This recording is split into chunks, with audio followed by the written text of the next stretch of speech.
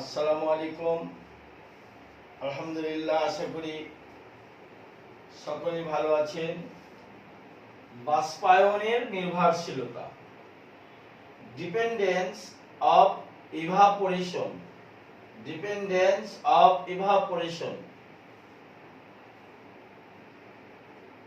on various factors, on various factors. তো কোন কোন ফ্যাক্টরস?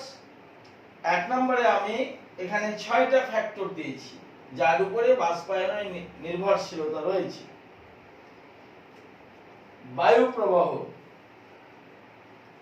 তরলের উপর বায়ু প্রবাহ বৃদ্ধি পেলে বাষ্পায়ন দ্রুত হয়।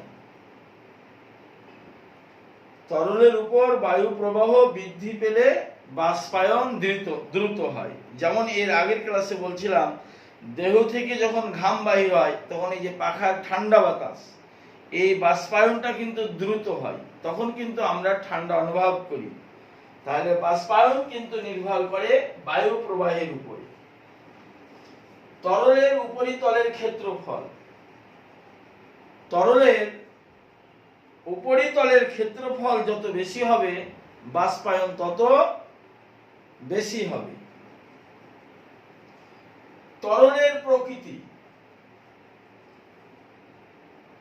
বিভিন্ন তরলের বাষ্পায়নের হার কিন্তু বিভিন্ন। তরলের স্ফুটনাঙ্ক কম হলে, তরলের স্ফুটনাঙ্ক কম হলে বাষ্পায়নের হার বেশি হয়। তরলের স্ফুটনাঙ্ক যদি কম হয় বাষ্পায়নের হার বেশি হবে। আর উদ্বায়ী তরলের বাষ্পায়নের হার সর্বাধিক। যে কঠিন পদার্থ তরল না হয়ে সরাসরি বাষ্পে পরিণত হয় তাকে উদ্বায়ী বলে। তো এখন স্ফুটনাঙ্ক কম, স্ফুটনাঙ্ক কম হলে কিন্তু বাষ্পায়নের হার বেশি হবে। কিন্তু পানির স্ফুটনাঙ্ক তো 100 ডিগ্রি সেন্টিগ্রেড, কিন্তু অন্য কোনো তরল যদি এর কমে বাষ্পে পরিণত হয় তার বাষ্পায়নের হারটা কিন্তু সবচেয়ে বেশি হবে। তরলের উপর চাপ, তরলের উপর বায়ুমণ্ডলের চাপ বাড়লে বাষ্পায়নের হার কমে যায়। চাপ বাড়লে বাষ্পায়নের হার কমবে, চাপ কমলে বাষ্পায়নের হার বাড়বে। শূন্য স্থানে বাষ্পায়নের হার সর্বাধিক, শূন্য স্থানে বাষ্পায়নের হার সর্বাধিক। তাহলে চাপের সঙ্গে বাষ্পায়নের সম্পর্কটা কিন্তু ব্যস্তানুপাতিক। চাপ বেড়ে গেল হার কমে গেল, চাপ কমে গেল বাষ্পায়নের হার বেড়ে গেল। তাহলে বায়ুমণ্ডলের চাপের সঙ্গে বাষ্পায়নের হারটা কিন্তু ব্যস্তানুপাতে চলে। এখন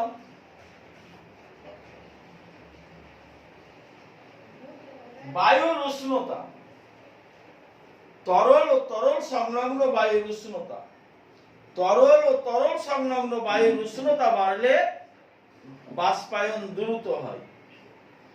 তরল এবং তরল সংলগ্ন বায়ুর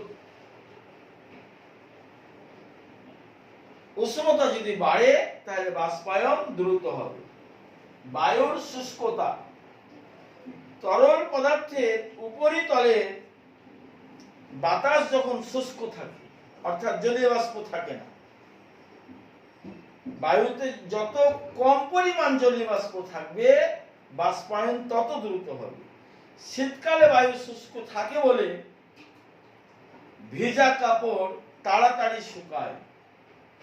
শীতকালে বায়ু শুষ্ক থাকে, তার মানে বায়ুতে জলীয় বাষ্পের পরিমাণ কম থাকে, তার মানে বাষ্পায়ন দ্রুত হয়, তার মানে ভিজা কাপড় তাড়াতাড়ি শুকায়। তাহলে বায়ু প্রবাহ, বায়ুর শুষ্কতাও কিন্তু একটা বড় বিষয়। তো এই ছিল dependence of evaporation on various factors. I think that all of you understood me clearly. Thanks all. Assalamu alaikum.